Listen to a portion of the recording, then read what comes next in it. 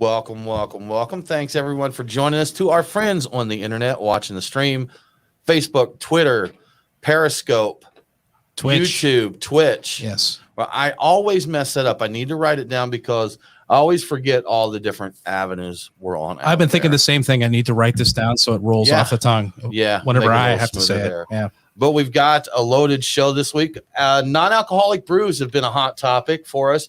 Athletic Brewing, we've seen these guys grow over the years. Been very cool to follow them and support them.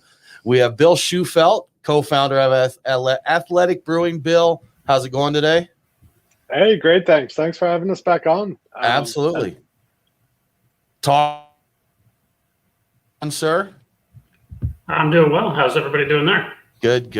And then we're going to, this is for our stream that we're doing this, and we'll have to do all these intros again once we go live on the radio. But we want to let everyone know, if you're watching the stream, if you have any questions, feel free to post them up in the chat, and we will give you answers when we go to our break. So without further ado, I think we're ready to do this. Bill, John, you guys ready to go?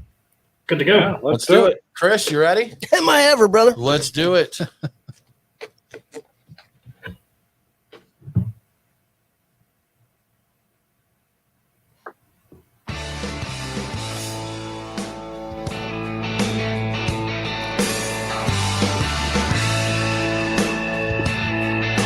Open up a tab, grab a seat, and pour a pint. It's time for the Beer Guys Radio Show. You want free beer? Go to the brewery. Dedicated to the art, science, and enjoyment of craft beer. Yo, what's wrong with the beer we got? Now, here are your hosts, Tim Dennis and Brian Hewitt. And welcome to the Beer Guys Radio Show. We are broadcasting from the Beer Guys Radio Studios in Marietta, Georgia. This week, we're talking with Athletic Brewing Company and Bottleshare. I am Tim Dennis, and with me, as always, is my good friend and co-host, Brian Hewitt. Hey, Tim. Joining us today, we have Bill Shufelt and John Walker, the co-founders of Athletic Brewing Company. We also have Christopher Glenn, the founder of Bottleshare, with us in studio. Guys, thanks for joining us. Thanks for having us. Absolutely. Yeah, so much to talk about. It's an honor. It's an honor to be here. Non-alcoholic beers. You know, Bill, John, this is 2 weeks in a row for us discussing non-alcoholic beers, which we get a good response. People like to hear about this. And interestingly enough, we also get people that are like, why are beer guys talking about non-alcoholic beers? I posted up our show last week, CERIA Brewing, with the infusions and that. I shared that on an internet site, and someone replied to my post with, way to ruin both beer and weed. So, they obviously were not a fan there, but we are. The interesting thing about CERIA is they started being all about the THC beverages, and they quickly pivoted to non-alcoholic because I think they found that sells better for them. It's growing. It's growing. It's huge. Yeah. Bill, John, we will dive into this a lot, but it's been exciting to watch Athletic grow as well as the NA sector in general. You know, it's really since you and I originally connected up, I mean, this has been leaps and bounds here growing. So. Yeah, thank you for having us back on. I don't even know how you discovered us so early. That had to be a few years ago. News article. Point, so. Yeah, you guys were. I think that you were adopters. I think you were one of the first non-alcoholic brewery or all non-alcoholic brewery in the country, according to the news article. I'm thinking way back now. We're 2 or 3 years, and I could barely remember what I had for lunch. So this is quite the feat. Right? I have no idea how I got here. Right. I think I started checking them out because I saw some articles about you, and someone asked us about them on Twitter, and I think a Twitter conversation turned into an offer for us to try some of them. And that was it. That's all it took, man. We were hooked. So run wild. That's what did it. It's like, this is great. We ought to have them on the show. Yeah. Cool stuff, man. Awesome. Christopher Glenn. That's what's up. What is going on, brother? How are you today? It's the best damn day of my life. Thanks for asking. Absolutely. It's good times, isn't it, man? So Christopher, as Brian mentioned earlier, is the founder of Bottleshare. Bottleshare, if you've listened to the show for a while, you definitely heard us talk about them. Charitable organization, nonprofit organization. Yep. You've had quite a bit of growth too. You're another fast growth story. Massive growth. Massive. It's been it's inspired me. So because Bottleshare started off just to focus on Georgia, right? Correct. Yeah. But it wasn't having it. It took wings, and you are a nationwide organization supporting people, not just craft beer, but craft beverage industries in general. The correct? craft beverage industry. So essentially, what we're the craft beverage industry's very first fundraising and fund distribution 501c3 nonprofit organization. Awesome. What we do is we raise funds so that we can distribute them via emergency financial assistance to business owners and workers and their families whenever they fall on hard times. So, for example, I was inspired because of what happened to me, right? Right, absolutely. Working at a brewery, closed it up one night, and on my way home, I was struck by a drunk driver. It resulted in permanent neurological damage. But I tell you what, if it wasn't for my friends, my family, and the craft beer community coming together, rallying, fundraising, and helping me, I'd either be homeless or dead. Those are the only two options. And so through the love and the support that I knew that I needed to pay that forward for pretty much the rest of my life. So this is what I do now. I don't work any other jobs. This is my life. This is my purpose. This is my passion. And I'm not going to stop until I always say the only force strong enough from preventing me from moving forward is my final breath. I'll help as many people as I possibly can before I finally die. And then hopefully somebody else will take the reins and keep kicking ass. Keep it going. Yeah, absolutely. Yeah. And Chris, we talked to you right as Bottleshare got founded. We knew you from, working at Dry County and visiting there. And your advancement and improvement since then is tremendous. I mean, I know the first time we spoke to you, a lot of speech issues. Yes. A lot of that movement as well. And I know now, Chris, if you didn't know your story, you wouldn't know that there were those issues there. Yep. They come back for about 2 weeks at a time, every 2 months or so. They shut me down. I can't remember my name. I don't recognize my family. It's very strange, but it comes with the territory, and I've learned to accept it. When I feel it coming, I call everybody. I say, let's clear out the schedule, or you guys go ahead and take over for the next 2 weeks because I'm going to be out. And then the recovery takes about a week after that. So, and then I'm back at it, and I'm good for 6 to 8 weeks before the next episode rolls back through and kicks my butt, puts me back in bed. But every minute that I have in those 6 to 8 weeks, I'm busting my butt and I'm making sure that I can get as much done as possible. Good deal. And we'll talk about this more as we get closer to the event, but just to pitch this early for those that want to join us, Nesttoberfest. Nesttoberfest, baby! With our friends at the Nest, That's right. Bottleshare. It is a beer festival to raise funds for Bottleshare. For Bottleshare. Well, and there's going to be a lot of great breweries and cool stuff there. Big time. It's what I like to say is we're raising funds for the craft beverage industry. Bottleshare just happens to be the conduit, to pass that money along to the people that really need it. Just for example, yesterday I was able to strike out a $3,000 grant check to somebody that had fallen on some seriously hard times, and that's that's a substantial amount of money. Substantial, sure, absolutely, and it's going to help them, for the next month or two, and rent, utilities, groceries, man. Boom, that's taken care of, brother. Yep, yeah, absolutely. And stuff. That's the thing is when you're not working, if you're injured or you're sick or experiencing a disaster, how the hell are you going to pay your rent? How are you going to make sure that your car doesn't get repossessed? How are you going to feed your children? Yeah. How are you going to keep a roof over your head? We want to take that financial stress off of people so that they can focus on what's most important, and that's healing. Absolutely. Good stuff, man. Yeah. Awesome. Well, Tim, speaking of the Nest, I think we need to get into beers of the week. Now it's time for our beers of the week. Brought to you by the Nest, craft beer and barbecue in downtown Kennesaw, Georgia. TheNestKennesaw.com. Well, Brian, as always, great list of non-alcoholic brews to drink this week. We're going to have a good time. Thanks to our friends at the Nest. As we mentioned, Nesttoberfest.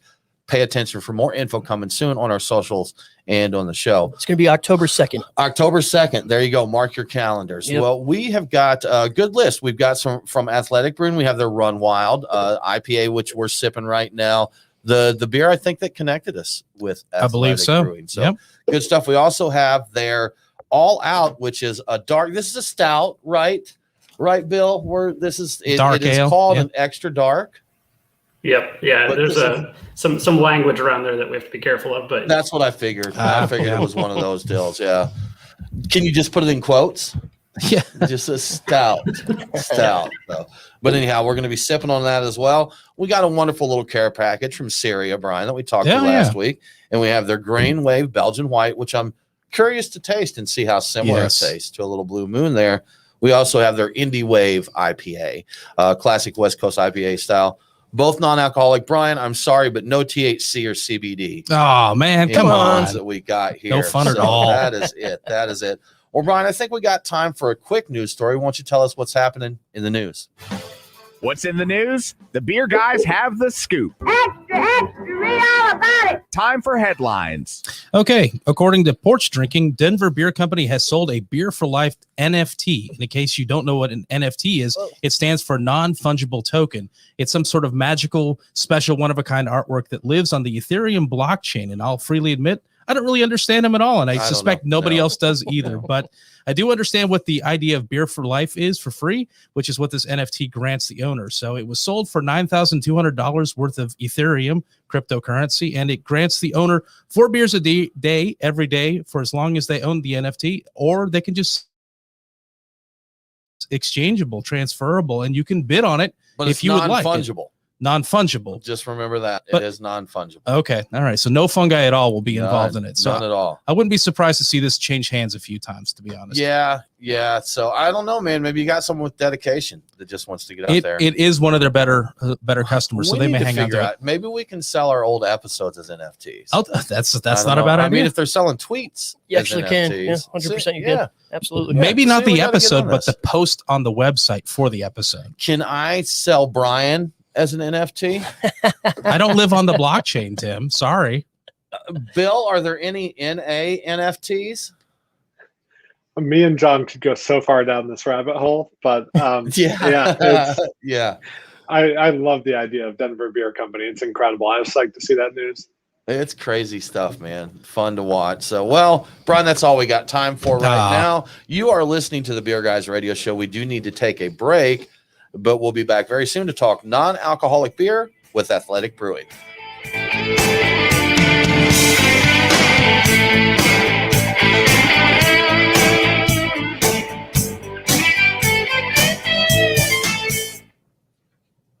All right.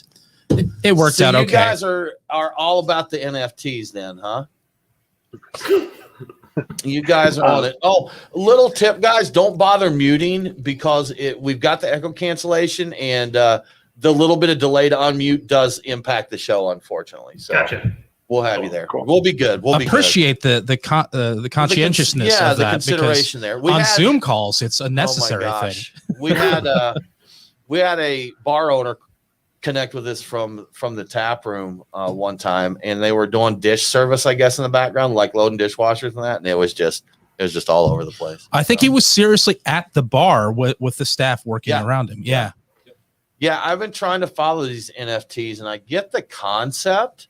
Like, I guess an NFT, like you can give it an address on the blockchain, and nothing else can live at that address. Basically, is that the essence of an NFT? Kind of. Okay. You can basically put anything on there too. It could be a deed of a house or title to a property, and that's the way it could change hands and stuff. So, I mean, there's endless possibilities really for cryptocurrency. So let me see if you can explain this one to me like I'm 5. So I did see where they sold the first tweet, I think it was, as an NFT. Yeah. Yep. So something like a tweet that's basically public and out there on Twitter, how can you have ownership of that as an NFT? What value does that have? I don't really understand that. Okay. All right. Yeah. See, that's what I was thinking. I'm like, it's out there. It's not like you can sell it or everybody can find it easily. Right. Can you force them to delete it? But like, if they delete it, have you lost it? And they've posted, I know they've sold like digital artworks and stuff as NFTs. And I'm like, man, if it's just a JPEG, I mean, people can post it to websites, and it's like somehow that's okay. Like, I saw one of them that's owned off the blockchain there. They posted it on the website. I'm like, they don't owe any kind of royalties to the owner at all. It's just you can do that, but apparently the original or whatever that. Something about it's owned, but it's unclear as to what value that really gives anybody. Crazy. Yeah. So when sorry, go ahead, Bill. Oh, I was gonna say they do hang them in digital ecosystems too. So like sometimes like 20 million people will go and look at the digital hanging of these artworks too. And I can't even build. I can't. So, You know what? I know it's like, and they will go to it in a virtual world. They will visit the museum in a virtual world. Okay, now I can get on board with that. Brian got one of the Oculus Quest. Yes, Oculus and Quest. It's got like an interactive dolly exhibit kind of thing. Like you fly through it and you go over these statues and you see the elephants, the long leg, and I'm like, this is extremely cool. This is like really, really cool. I think they have a Monet that does similar thing where you fly into one of his painting villages or something like that. It's pretty neat. And they've got like right now we've got the virtual Van Gogh exhibit in Atlanta. And I know that some of that is just kind of like projected on the walls and that, but some of it is like with VR headsets and that. So yeah, I would much rather be in person talking to people like on a stool at a brew pub having like a cheesy pile of nachos than like having a virtual experience in my garage. But one day you won't even have to deal. You can just put on your goggles and you'll be right. You know what? That's it. That is my thing, Bill. I'm going to start the first virtual pub. Yeah. Your own beer and everybody will come to this pub and it'll be just, as far as you know, you're sitting next to each other. That's it. Sitting next to each other on the bar stool. I have a feeling like that's already a thing. In fact, I think it's might be built into one of the little apps on my VR headset, like a virtual bar type of thing. Well, they must have knew I invented it before I even did. Do you have the NFT for that? I don't have the NFT. Damn it. You could probably buy it from whoever does have it. Yeah. Get it on the blockchain. Well, cool. All right. NFT talk. And then the good stuff, man. Fun stuff. Are you down with NFT? All right. Yeah, you know me. All right, guys. I think we're going to get back into the beer talk now. So here we go.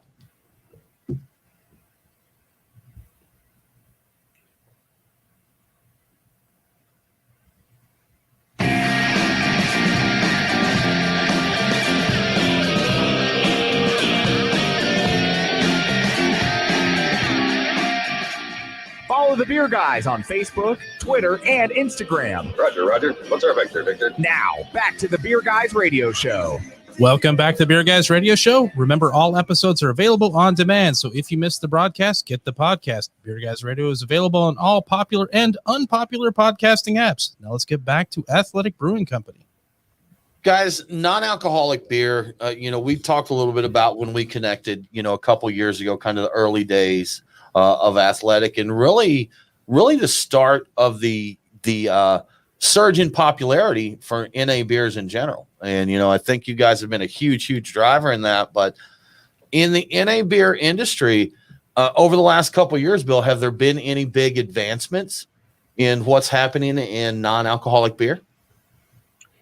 So I think it's concurrent product and marketing advancements. And there are people like John who are super talented alcoholic craft brewers starting to turn and focus on this space, and that's elevating it. And people like Heineken executing really good versions of Heineken 0.0, and that brings a lot of people into the category. And marketing the category for the first time and making people feel good about it in a positive, aspirational way, not marketing towards penalty box occasions like designated drivers and medical conditions. Okay.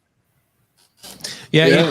It definitely has been a product that's relegated to the very farthest end of the beer shelf, or it's the forgotten option on any tap list. Like, you want one of those? Yeah, we have one. Yeah, we have. We do have an NA beer.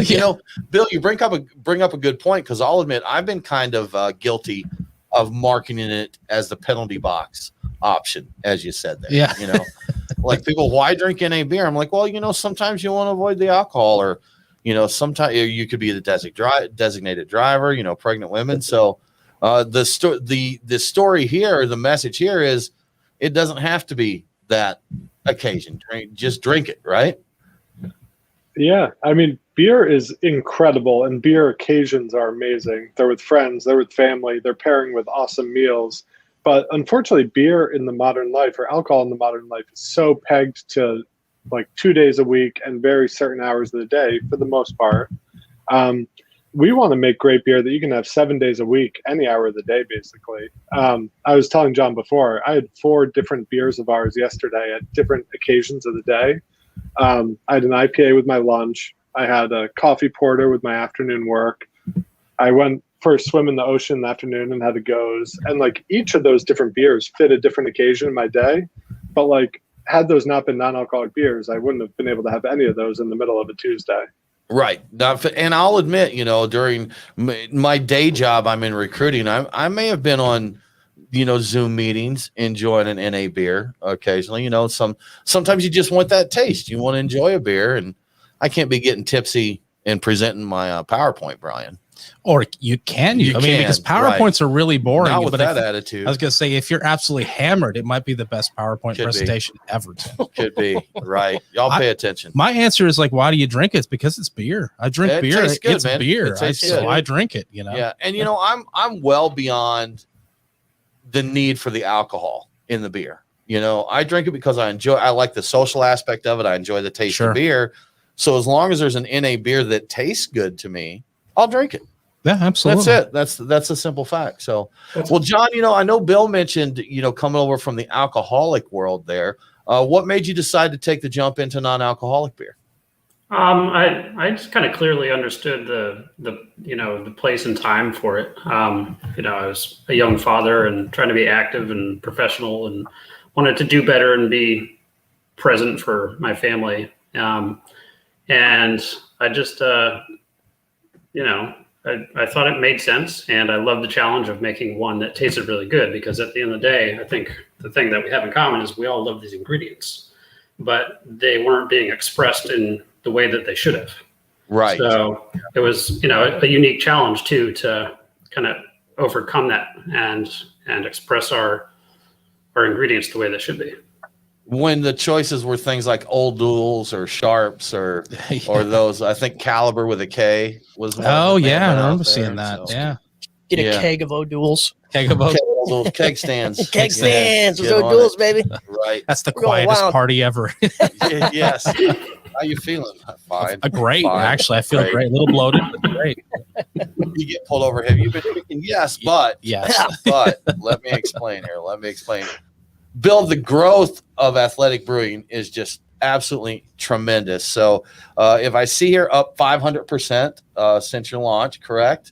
And a 47% market share nationwide in 2020. It's incredible. It's really, it's all community driven. I mean, we're not that focused on growth numbers or revenue numbers or barrelage or anything. We're just trying to get beer in the hands of the community. And really, it's our team making great beer and our sales team like being out at events all over the country, introducing beer to people and like kind of getting people over those educational challenges. And like what we've found coming back in return to that is just incredible community. And we have an awesome ambassador team. We're at events all over the country every weekend, and just having a ton of fun with it. And like we're really just trying to keep up with our retailers and the people asking for our beer and different beers. And we've had something like 43 different limited releases on our website this year. So 43, that's impressive. Okay. Have you ever thought about, since you're a non-alcoholic brewery, I imagine this would probably still vary state to state, but have you thought about opening non-alcoholic bars or just, to get them out there where, hey, come in here. Because you've got spirits available now. That's true. Spirits. You do. Yeah. There's a variety of non-alcoholic beers. Man, it could be the bar with the least fights in every city. Exactly. So our tap room in Connecticut has been super easy to maintain, and like it's great. People can come from all over the place, grab a pint. We do curbside pickup also. All our pilot small batch beers hit there. And then, breaking news, we do have a awesome pop-up concept coming in Austin in a couple months. So I love that'll be really fun. There we go. Yeah. Pop-up. Yeah. Why that sound in there later for sure. Yeah, that's what, I was thinking that. I think there are some cities where maybe there are non-alcoholic bars, but I could see that becoming more popular, at least Bill or John, either one. Are you guys getting taps like in traditional bars, or do you do taps? I see your cans around a lot, but do you come out on draft as well? We're not on draft yet. It's something that we're working towards. We just have to be really, methodical about how it's delivered, because it's, kind of sensitive, non-alcoholic beer going on to a potentially dirty tap. So, okay, gotcha. That being said, we've been getting a lot of love on bar menus and restaurant menus, and it's doing really well when it's given when it's showcased, people have been embracing it.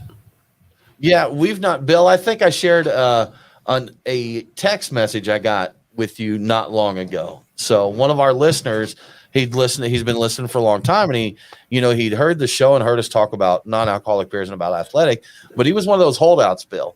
He was one of those guys that, the non-alcoholic beer, no, that's not beer. It's like me and decaf. Like, no chance. But he said he was at a store and he saw it and he thought about us talking about it on the show and how much we liked it, decided to try it. And he's like, yeah, for sure, I'd put that in my rotation. No problem at all. So for the people who are hesitant, I'm telling you, they're tasty. You know? It's quality stuff, and you can mix them in. You're not gonna really notice anything. It's just stretch it out. You don't get a little ahead of yourself in terms of beverages. You mix a few in here. Sure. And there. That's what I like doing. And if you're looking to get a buzz, just drink 100 of them, which it's good for Bill selling that much beer. So, right? Yeah. I know they ship the cases of them, so you can get that done. Yeah. So hydrated. Yeah. So I've got a quick question. What do you guys, what's behind the explosion of the NA movement? Yeah. Well, on the last point too, in fairness, we all kind of start out as NA haters. Like, non-alcoholic beer has a very well-earned bad reputation, and it's people like you guys talking well about it, changing that one person at a time, and then they are surprised and tell 10 friends, and kind of how it works. In the NA movement, I think it's really it's big tailwinds of the modern lifestyle. So people definitely like to have their fun, and like, we're not prohibitionists, and like, the world's a stressful place and craft beer is amazing.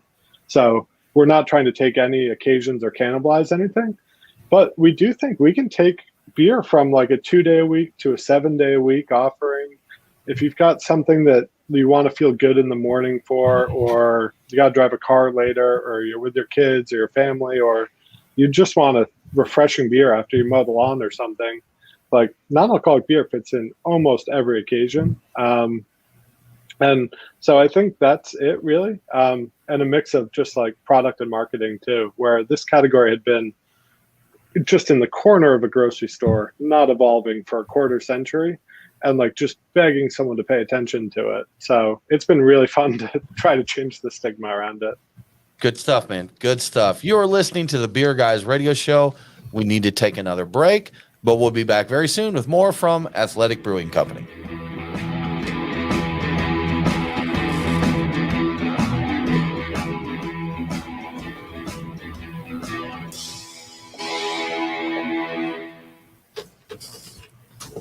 Let's team up and we'll start an NFT-driven virtual non-alcoholic saloon. So there we go. So we do have some concepts in NFTs in the digital world in the works. All right. You sell the bar stools at the bar. There you like, go, man. Only the person who owns the bar stool can sit at that bar stool.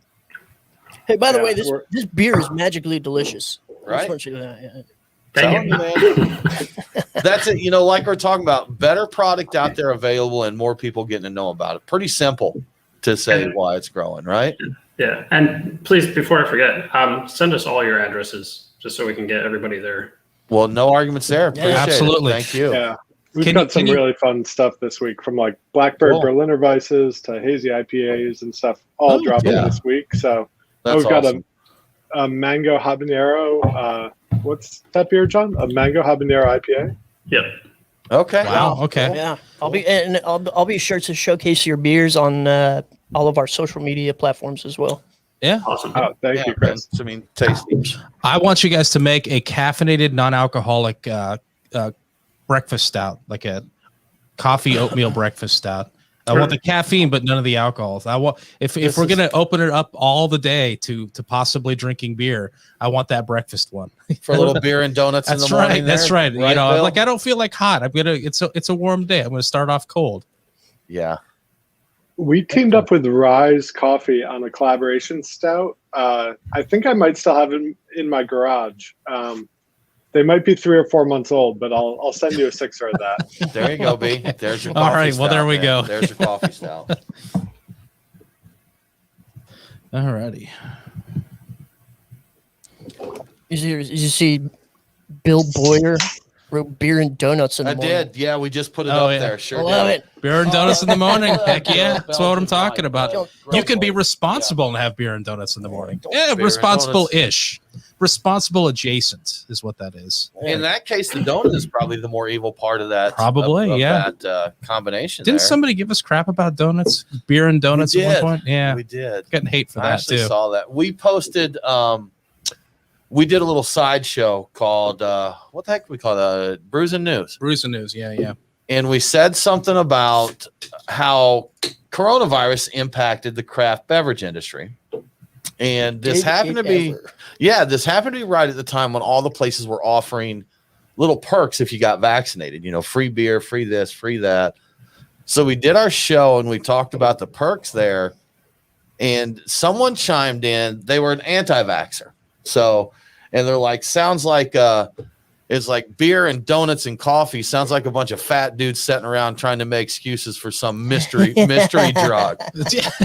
And I'm like, accurate. Yeah. So, man, you nailed it. That totally is about a couple of fat dudes just hanging around. Actually, you know what I said? I just said, thanks for watching. Yeah. Well, this is going out over YouTube. Maybe they'll be watching again. Shout out to you. Thanks for watching. Thanks for trolling and watching. Yeah. Gotta love the trolls, man. Yeah, right. Trolling is fantastic. Yeah. I'm a horrible troller, but do you one of those people? But I love it. I think it's hilarious. I'm okay. Sometimes I tell you what, some people really get eat up by the trolls. Yeah. And I have a brewer friend that is frequently the target. And I get a call every time someone gets on him, man. We all know it works him up so good. He just does not like it. I got trolled on Untapped, our Bottleshare Volume 2 that we produced with Academia out in Athens, Georgia. It's my favorite collaboration that we've done so far. It was a great beer. It was like called Stone Fruit, peach, pomegranate, and something else. It was amazing. Sounds good to me. Anyway, this guy gave us like 1 star. He's like, you can't give 0. He wrote. I wish I could give 0. Yeah, he goes. If I could go back in time and change anything, it would be the invention of this beer. And I was like, there you go. I was like, well, I finally made it. You finally been trolled. Yes. So, Bill, John, what's whatever the couple? I know you've had to have a couple. Everybody does. What are some of your great trolls or your untapped moments there? Read mean tweets. Yeah, read mean tweets. Any memorable ones for you? Untapped is hard. I used to really try to objectively look through Untapped for like beer recommendations and quality feedback. And people are just ruthless, and you can tell they're not drinking the beer, or they're trying to drink the beer, guessing the process and stuff. And eventually it was exhausting, and I stopped doing it. I've heard that from a lot of brewers. They're just like, no more. Yeah, we generally have like the people who email and stuff are so nice. For 2+ years, I was the person, like it was my email and my cell phone that everything would come to. Right. So, okay. I think the fact that I was able to hold on to that for 2 years was that people were generally super nice, or at least helpful if like, so. Yeah. And that's because your consumers are not getting drunk and emailing you at 3 a.m. That's true. So they're 3 a.m. totally sober tweets. So they're not as creative, but they're nicer. They're nicer. Yeah. Nicer. Not as creative, a little more. Not but one nicer. has said anything negative about my mother. Yeah. So, yeah. Positive stuff. Cool. All right. Let's get any Jason Sleeman. That's the guy right there. He said, who's collecting addresses? That was Jason's question. Yes. There, so anybody who wants to. Jason, stop by the studio, man. We got you. Yeah, man. He's such a good guy. He's 2 beer fridge. Is that 2? Me beer fridge is 2 beer fridge. There you go. 2 beer fridges as 2 beer fridges. Beer fridges. Yeah, because we do have 2 of them. All right, let's get in. All right, back on the air. Gentlemen, you ready? Indeed. Yeah. Let's do it.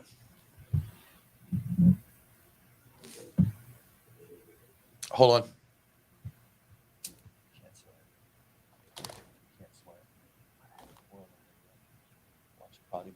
I just got scolded. Christopher Glenn, potty mouth. Christopher Glenn, student body president. Yes.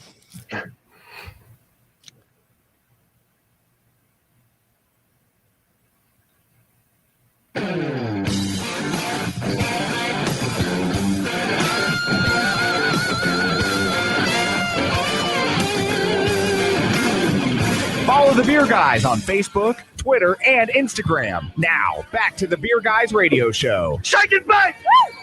Welcome back to the Beer Guys Radio Show. I want to give a quick shout out to one of our great radio affiliates, KTEL 1490 AM and 94.1 FM and 99.7 FM in Walla Walla, Washington. Catch Beer Guys Radio on KTEL every Saturday at 10 p.m. Now let's get back to Athletic Brewing Company. Athletic Brewing Company, non-alcoholic beers, tasty stuff. Boy, that run wild, man. I'm enjoying the end. It's quality. I'll admit, this is one that got stuck back in the fridge, and I think it's got about 6 months on it. But, man, this is still tasty. It's holding up pretty well. We've kept it refrigerated. It's been in our beer fridge the whole time, but, got some staying power. The coldest of drawers. It is. It's in the crisper drawer, so That's it is right. crispy. Super crispy. Yeah. So we've got that. That's how you make a crispy beer. You throw in the crisper. Crispy boy. Yeah, that's right.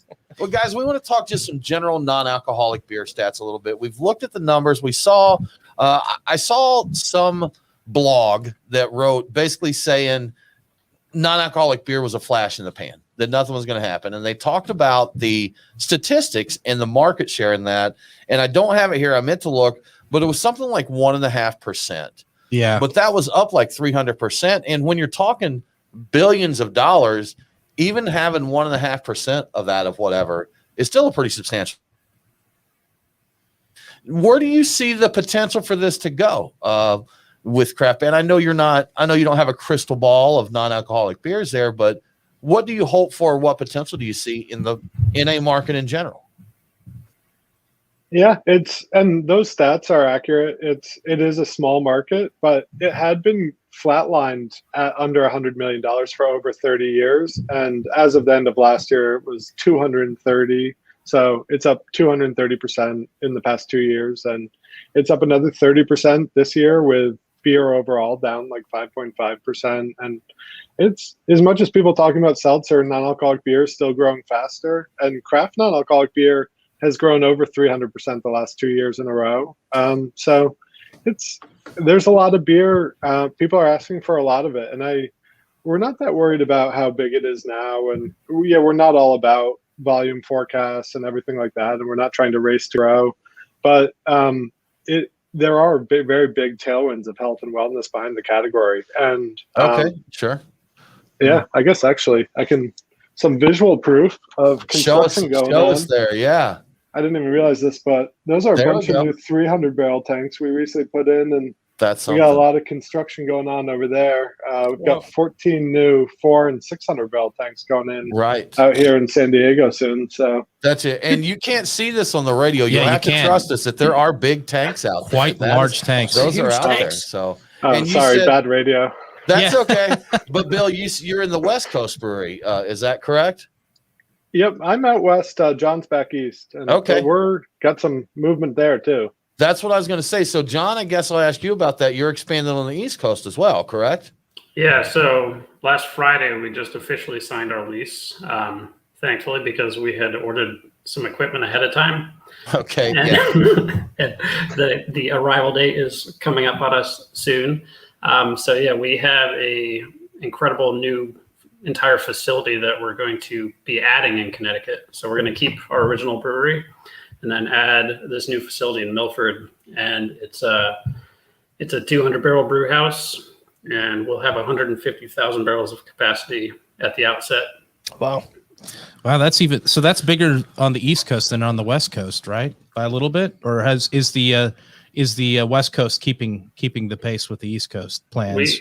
We have expanded the West Coast since we took that building over, and so we're going to be about at the same capacity once the Connecticut building is up and running. So that's like is that 300,000 barrels? Is that right? Between the two? 311 if you count the original facility. Wow. It's a lot. Oh yeah, I forgot about the original facility. That's a lot of non-alcoholic beer, Tim. It is. A lot of athletic people drinking some NA beers. Absolutely. Now, another cool thing, and I'm not sure who would know more about this, Bill or John, but we saw just a recent news article about a brew diversity scholarship.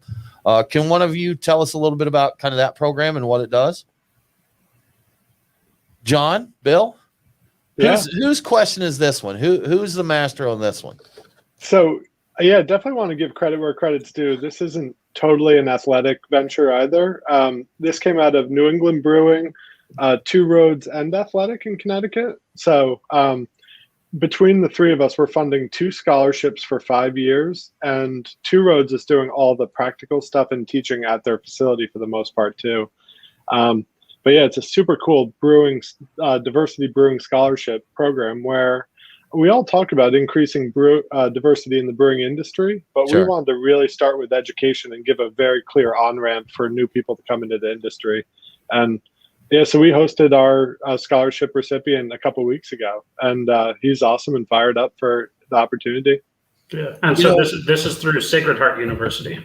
Through Sacred Heart, they have a brewing program there. Is that right? Okay, cool. Well, actually, Brian, this is going to be news to you, but I've been speaking to one of our local universities that has a brewing program, and we'll have a future show on getting a beer education, education. So we'll get that done. But, speaking of this and talking about diversity, we recently had a show where we had a local group of black brewers, the leaders of the brew school, kind of the local community. And I think Atlanta is ahead of the curve on diversity in brewing. We've got a very thriving, black beer scene here. A lot of people on the media side, on the brewing side, consumption side. But, they mentioned that one of the most difficult things for them is just access. Yeah. Getting to the brewing resources and the business resources, and getting to some of that, the knowledge, education, basically, kind of like you guys said. Oh, sure. Very cool of you guys to kind of be, rather than talking about it and saying we need to do it, to do something about it there. Help the diversity side.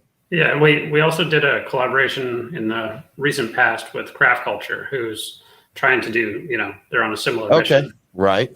Yeah, awesome stuff, man. And speaking of collaborations, you also have a Closer by the Mile, which is a charitable collab. Can you tell us a bit about that?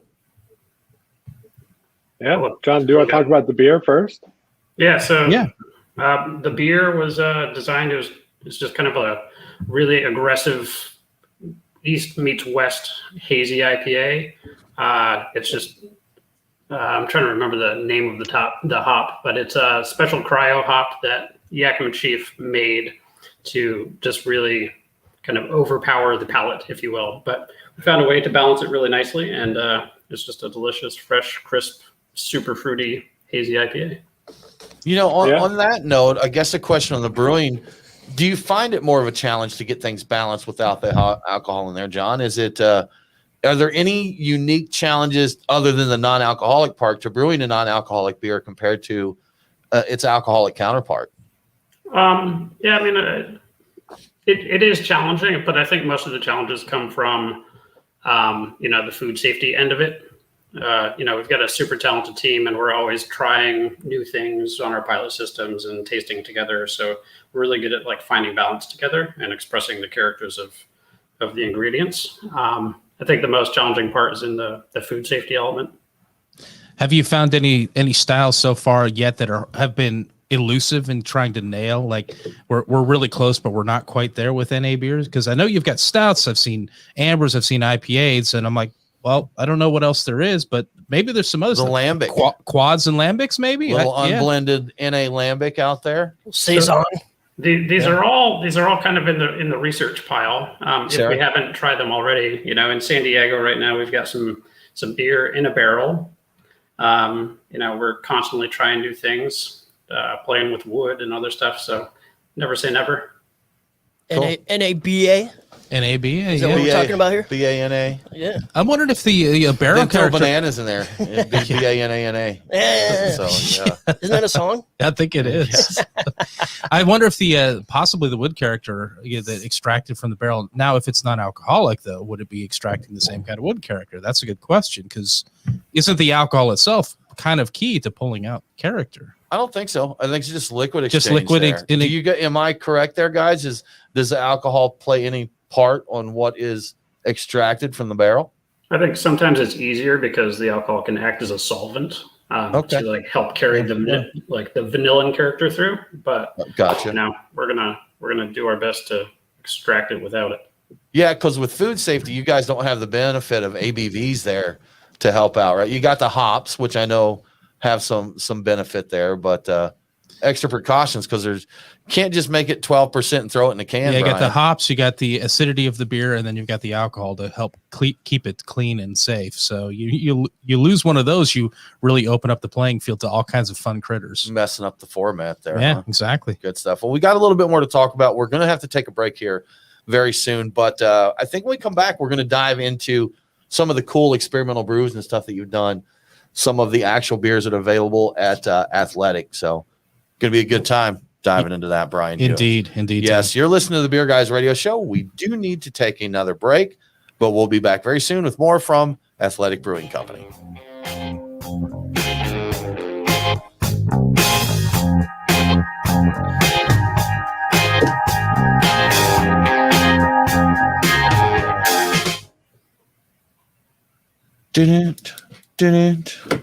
Cool. That was funky. We also could get back into the I don't think we got the full scoop on the Closer by the Mile. We got the beer details, but not all of the collab details. So we can do that a little bit too. We'll come back in and Bill and John, I got a question for you guys. Do you find that your demographic is generationally based? For example, are there more millennials that tend to gravitate towards NA? Or is it an older crowd, younger crowd? You know, who's buying the beer mostly? Yeah, so it's surprisingly like pretty much 50-50 male female, which I think is a new one for beer for the most part. And that's interesting. And mostly younger, but the problem is the data we can most easily measure is our e-commerce data, which e-commerce probably skews younger naturally anyway.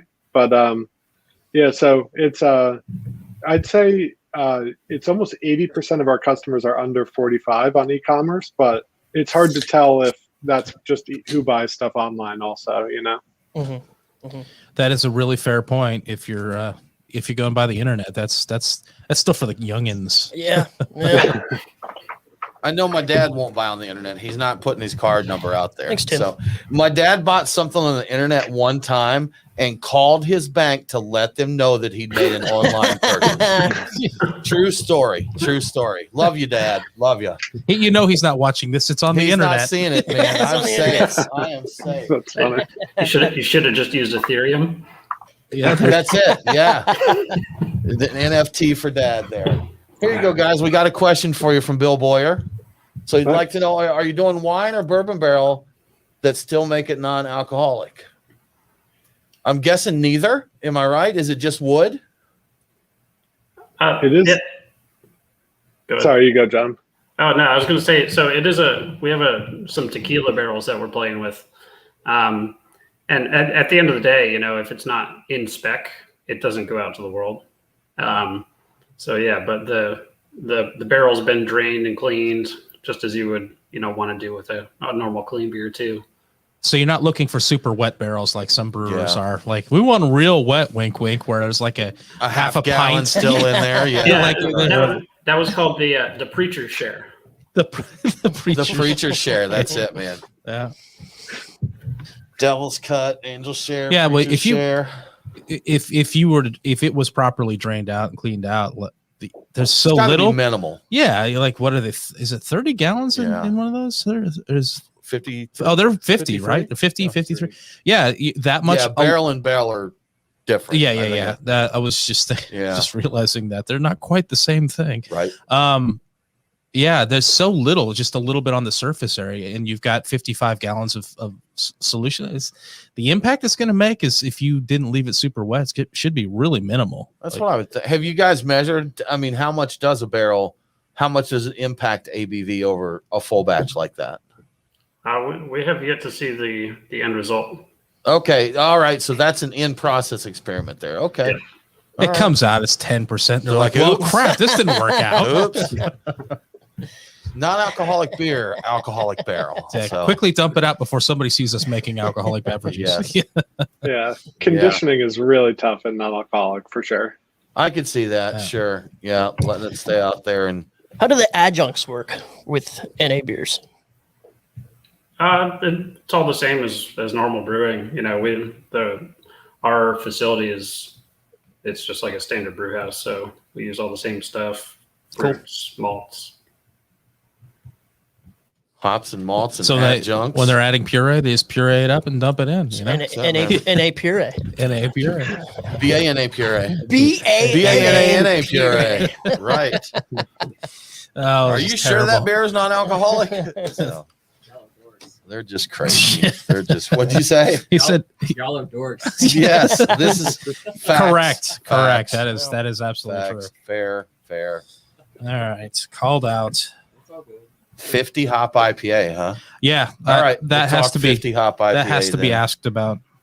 Cool. All right. Well, this is fourth segment, right? Are we going, guys? So we're going to talk about your beer. We're going to get the other information on the collab there on the Closer by the Mile, and then we're just going to talk about your beers for a while. Anything that we missed that you want us to make sure to mention in this last segment?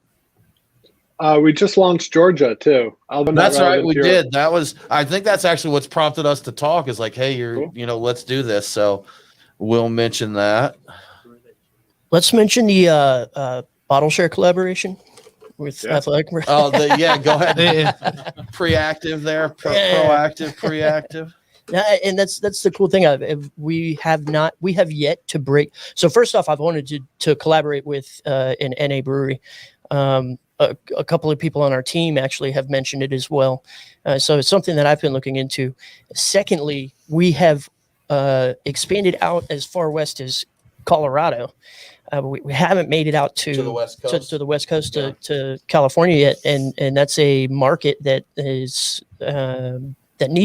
we need to be in every region of the country. Honestly, the services that we provide, so that would be super cool to kind of make it out there and potentially work with you guys, and start spreading the word, and doing an NA collab. I think that would be awesome. Yeah, that'd be awesome. Bill, where are you in California? Where's your California brewery? San Diego. Yeah. So my new day job, that's one of our hub offices, or my direct manager's there. So I'll probably be coming to San Diego soon. I'll drop you a line, man. I'd love to say hi there.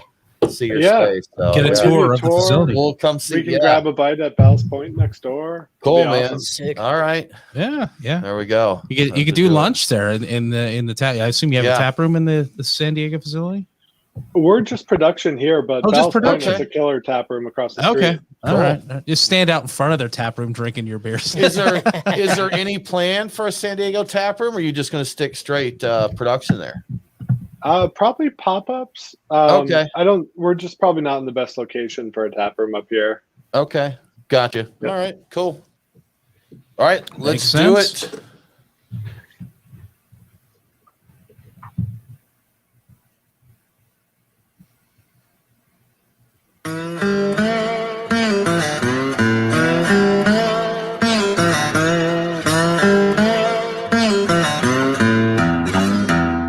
Follow the Beer Guys on Facebook, Twitter, and Instagram. Cannonball coming. Now, back to the Beer Guys radio show. Welcome back to the Beer Guys Radio Show. If you enjoy the show, please consider supporting us on Patreon. Just go to patreon.com/Beer Guys. Patrons get cool perks like Beer Guys swag and commercial-free episodes. Now let's get back to non-alcoholic beers with Athletic Brewing Company. Yeah, and I will reiterate that Brian's only been drinking non-alcoholic That's beers right. here so far. So, well, John, as we went to break, we didn't quite get a chance to finish. We were talking about your Closer by the Mile collaboration. I think we talked about the beer, but it's a charitable collab. You want to tell us a bit about that? Yeah. So it's one of the, if not the biggest cancer fighting fundraisers in the country. Correct me if I'm wrong there, Bill. But so it takes place in Massachusetts. It's a huge bike ride, and it benefits the Dana-Farber Cancer Institute.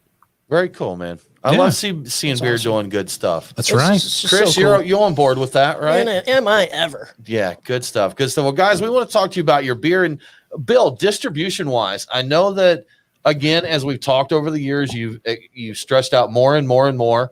You ran into a few roadblocks in distribution. At one point, you could order their beers online and have them shipped to Georgia when we first started talking to them. Well, Georgia said, no, these are in the same group, basically, as alcoholic beers and could not be shipped, correct? The old direct to consumer. Yeah, Georgia's in a handful of states that treats non-alcoholic beer as full-strength beer. So it took us a while, but we did sign on with Savannah Distributing very recently. Yeah, Good now stuff. we're available everywhere around the state. So we're super excited to finally be down there. I've been seeing you around more. And we do have places here, like Total Wine is good.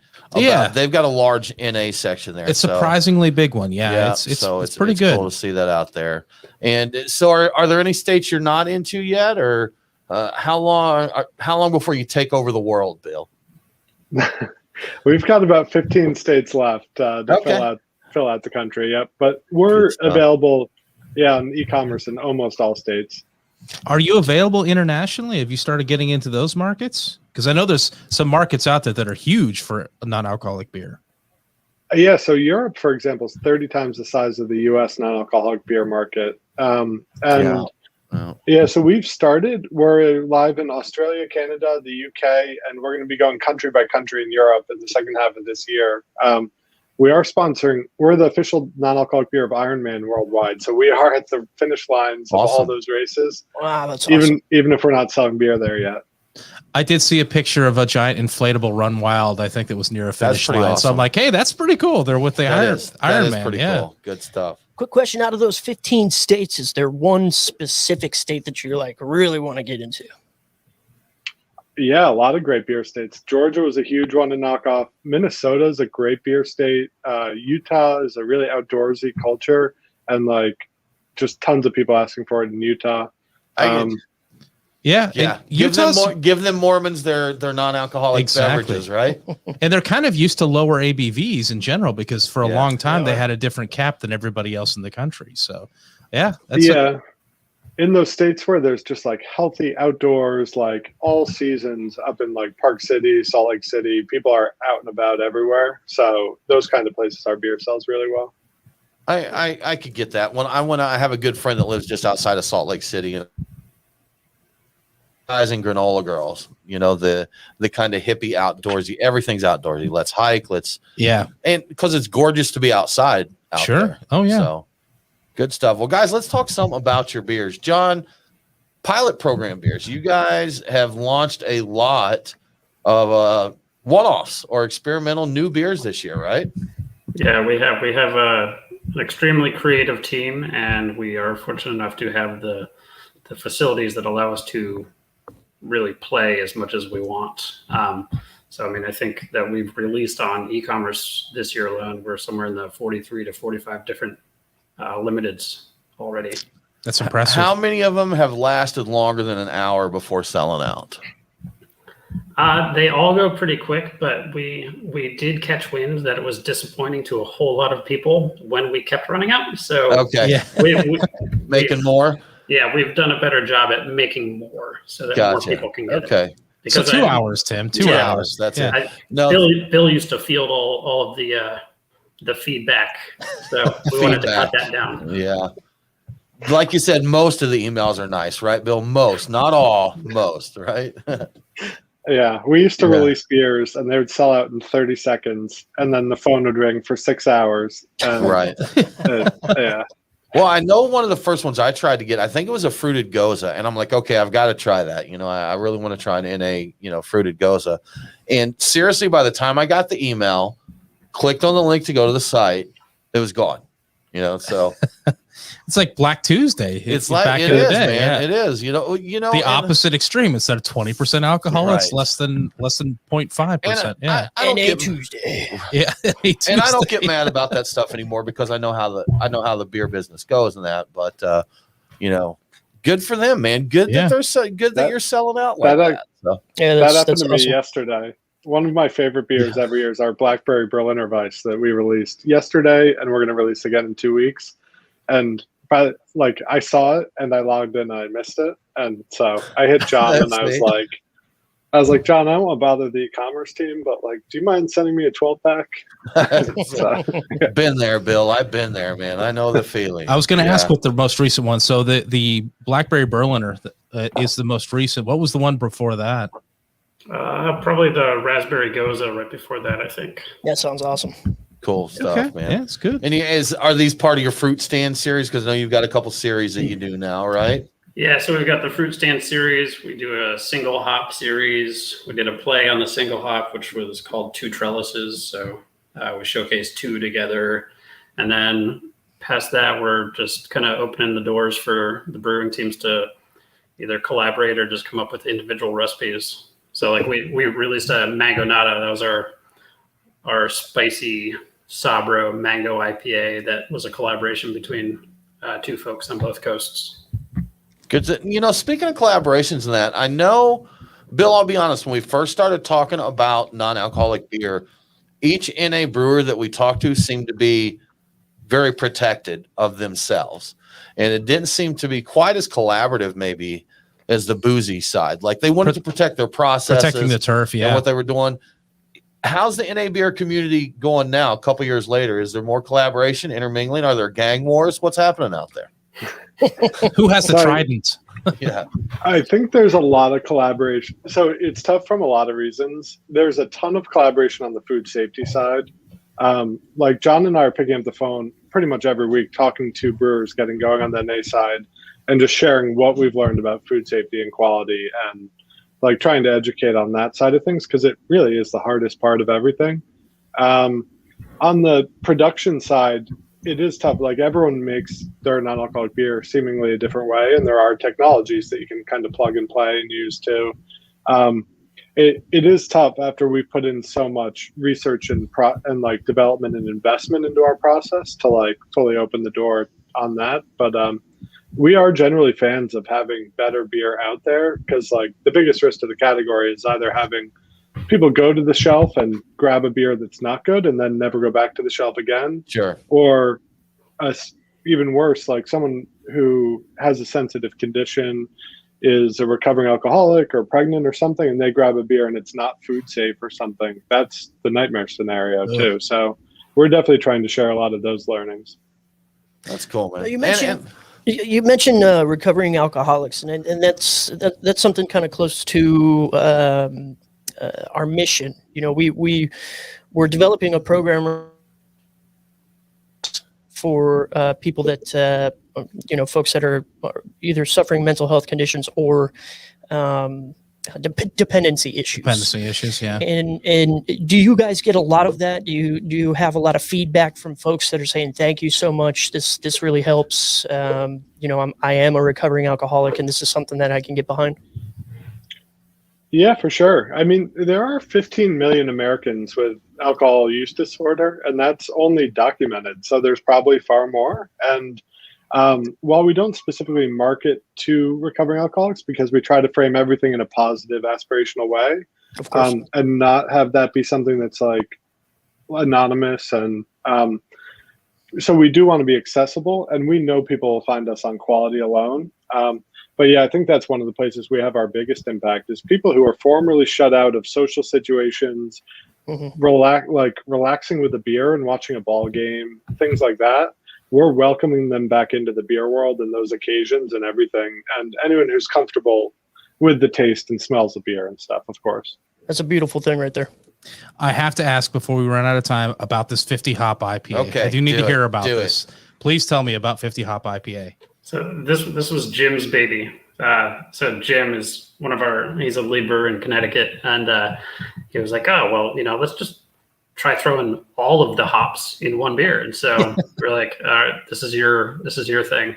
And so he literally bought like homebrew size packs of 50 different hops and loaded them up into a really like balanced pale ale. And what yielded was a really actually delicious and approachable sessionable pale ale. Anyway, so that was Jim's fun. Incredibly difficult to reproduce, or expensive to reproduce. So like, Yes. what hops are in this? He pulls up a stool. How much time you got, bub? All right. Take Pull a up seat. a website, see this scroll, Order you a beer, scroll. right, like titles on there. So good stuff. Well, guys. Also, breaking news to the accounting department here. Right, yeah, surprise. So, John, Bill, thanks so much for joining us and sharing about Athletic Brewing. Congrats on the success over the years. We've really enjoyed following that along. If people want to learn more about Athletic Brewing, where is the best place for them to go? Just athleticbrewing.com. Everything's on the website there, and Easy enough. And I'm assuming you're on all the socials out there, right? Yep. Yeah, Good just stuff. at Athletic Brewing. So Cool. yeah, thank you guys so much. We really appreciate all Absolutely. the support over the years, and people like you lending voice to what we're doing helps tackle all those barriers to perceptions of the category. So thank Good you stuff, so man. much. Yeah, we're Absolutely. just having fun.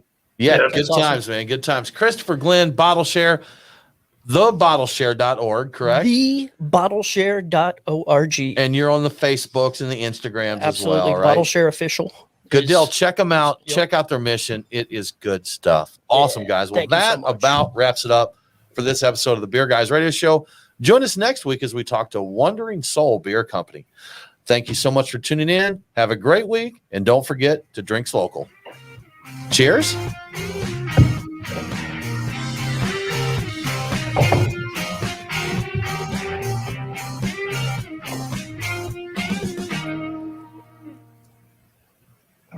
I left a sentence off my outro. I think and you it messed me up. Slocal. I think you said slocal. Drink Slocal. I like. I want to try that. Is that non-alcoholic Southern Slocal. Comfort or something like that? People Slocal? listening are going to be like, there is no way those were non-alcoholic beers they were drinking. I Totally love, word. I love the question mark after cheers. You're like, cheers. That's it. Here you go, guys. We got a job application in the comments. Yeah. I think he mentioned it on 2 different platforms. there's a There we couple go. times. So we got Grant a is job looking for a job. So, Awesome. and Grant Awesome. said he Thanks, Grant. said, here we go. And I think There we go. Yeah, he came over to Facebook there. Grant, thanks for joining us. And he's across in there. Minnesota. And he's in Minnesota. So he can help you get there in the Minnesota market. We'll be going to Minnesota in the second half of the year for sure. Okay. Awesome. Cool. And Yes. it's hard to find employees right now. So Yeah. you got somebody It that's is. hungry for it, Hungry. thirsty, Yeah. Looking on for it. some work. Yeah. thirsty for some work. Yeah.